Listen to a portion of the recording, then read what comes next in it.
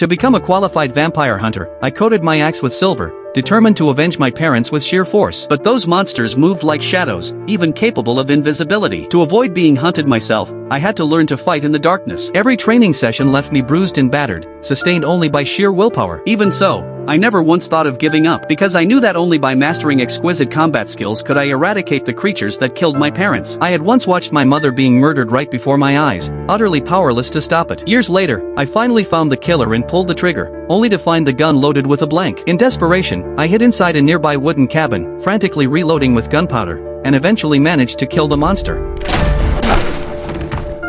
I was about to leave when the body on the ground inexplicably vanished. Suddenly, a terrifying beast pounced on me, slamming me hard onto the ground. Just when I thought I was done for, a mysterious man appeared and effortlessly flung the monster away.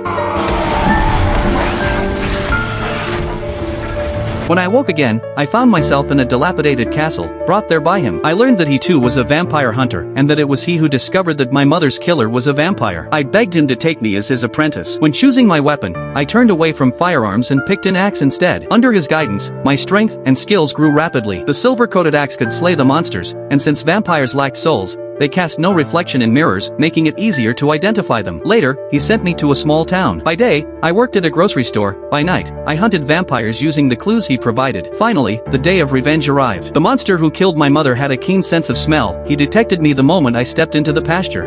Abraham fucking Lincoln.